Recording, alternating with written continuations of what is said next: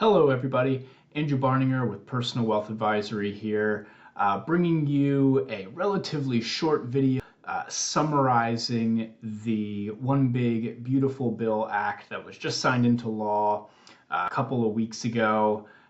It's a massive bill with a whole lot of stuff that doesn't apply to most of us, but there are a lot of really important things to know and understand. It's our job to pull those things out of a massive document and piece of legislation and boil them down to, hey, what do we really need to know from all of this so we can understand what planning opportunities we have and what's really going to impact us. So we're going to break this down into two videos. There's too many things to cram into one here. So this is just part one, focusing on the income tax changes that are important for most of our clients to know and understand. Again, there's a whole lot of things in this bill, from defense spending to Medicaid funding, all the way down to things that are going to impact your tax return this year, and that's what we're going to focus on. As always, when we're talking about taxes, please keep in mind that everything in this video is simply for educational purposes. It's not investment or tax advice, and we always encourage you to talk with us, talk with your other professionals before making any decisions. Just a couple high-level points before we dive into some of the important income tax changes.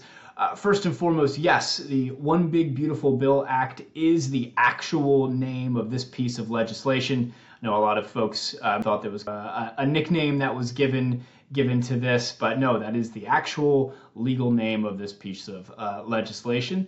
It is almost 900 pages long, and that doesn't account for all of the references to pieces of tax code, which probably add thousands of additional pages as well. So, massive document covering a broad spectrum of topics, most of which don't impact your day-to-day life, but some of them do. Again, that's what we're going to focus on today, but huge piece of legislation. And some of the provisions that we're going to talk about are effective this year, even though we are over halfway through the year. Several of them are retroactive to the beginning of this year and will impact your tax return for 2025. So make sure we highlight those things. This is a big undertaking for the IRS. Not only do they have to digest the legislation, but they have to figure out how to enforce it. How are they going to require investment custodians to report things differently? What about W-2s from employers?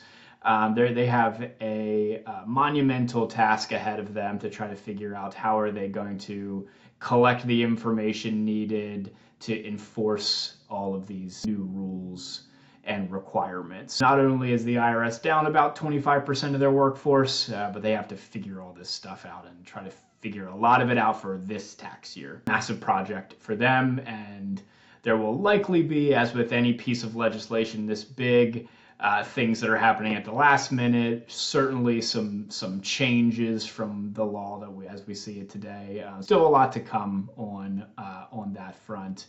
And as I said a couple times, much of this bill doesn't impact your taxes, but that's really what we're just going to focus on today. Really the most broad and what are the main reasons for the tax part of this bill is it's an extension and a making permanent of the tax brackets that we have today, which started in 2018 during Trump's first presidency. He enacted the Tax Cuts and Jobs Act, which changed the tax brackets and extended them for 6 years until 2026. And unless those were made permanent, they would have reverted back to the pre-2018 tax brackets. So these current tax brackets that we have, which you see on the screen here, are made permanent. And we just line those up with the quote-unquote old tax brackets from 2017 and further back. So you'll see in general a lowering of the tax brackets, the board, and the dollar amounts that are captured in each tax bracket are also changed. I don't have those up there, but these new 2025 brackets, which are generally lower, are made permanent. That's one of the big parts of this tax side of this bill. Also made permanent is the standard deduction as it stands in today's tax code. You may remember, again, pre-Tax Cuts and Jobs Act, pre-2018, the standard deduction was much lower than it is today, and we also had personal exemptions. We had exemptions and deductions. The Tax Cuts and Jobs Act, for the most part, got rid of exemptions and increased the back. Single filers had around a $6,000 standard deduction, and married filing joint was double that at about $12,600.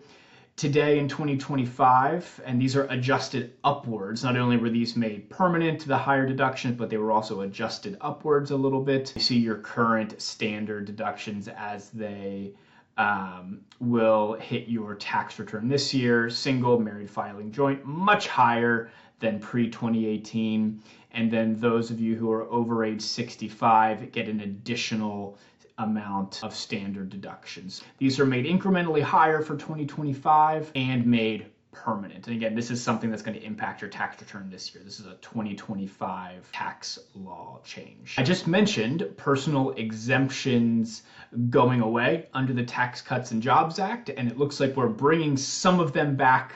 And this may impact a lot of folks who are retired. This is a new personal exemption for folks over 65 years old. This is effective for 2025 through 2028. This is the first new provision that actually has a start date and an end date. Everything else we've talked about so far is permanent. This is through 2025 through 2028. $6,000 personal exemption per person over the age of 65. For a household of two who are filing jointly, you'll have $6,000 per person, or $12,000 on your tax return of personal exemption.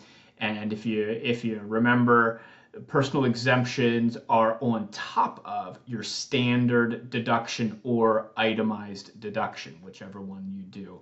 You'll have the exemption, either one person or two person, and then you'll have your standard or itemized deductions as well. So this is actually an additional exemption on your tax return. What's unique about this is there are income phase-outs. Income phase-outs meaning as you make more money over a certain threshold, that $6,000 will be reduced until it is gone completely at a certain amount of modified. So if your modified adjusted gross income is under $75,000, you'll get the full $6,000 exemption per person.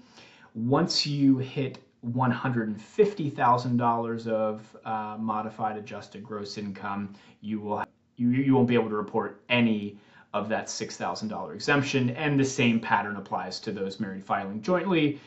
There's just a different phase-out range there. So again, a benefit offered to those who are below those thresholds. If you're in the midst of one of those, that bracket of adjusted gross income, you'll have an exemption, but it won't be $6,000. It'll be within that range of $6,000 to zero, somewhere in there.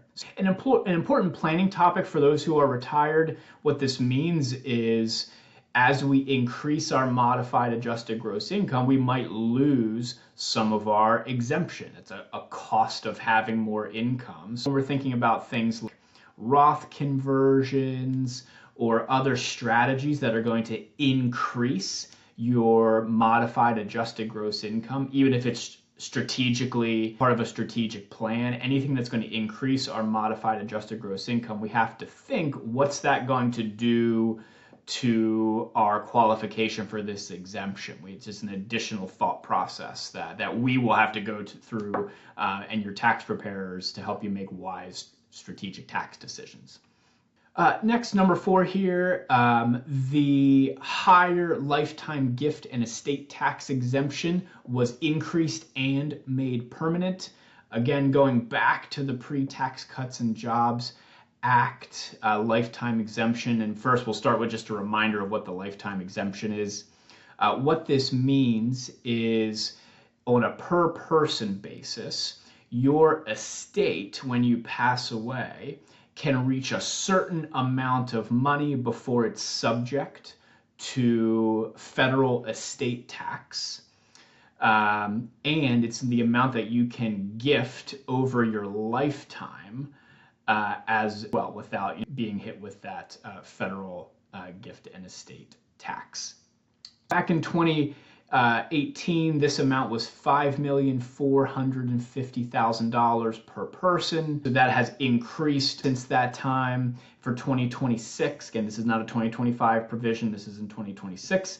That lifetime exemption is $15 million per person. So in a household of two, essentially you can have an estate, assuming you leave everything to your spouse after you pass away, you can have an estate of around $30 million and not pay federal. Most of us means that we don't have to worry about this. And one of the things we always talk about when we're being asked or thinking about, hey, do I need to do something about the amount of tax on my estate? First, we have to answer the question of, is there going to be enough money in there to have to even worry about federal estate tax? And for most people, the answer is no. This ceiling, this lifetime gift and estate tax exemption amount back in the early 2000s was in the $1 million, $2 million range, and as you can see has really increased over the past couple of decades up to 15 million a person. So this increase was made permanent, and every year this amount goes up a little bit over time. So unless something changes, that amount will continue to increase in terms of the amount of assets you can have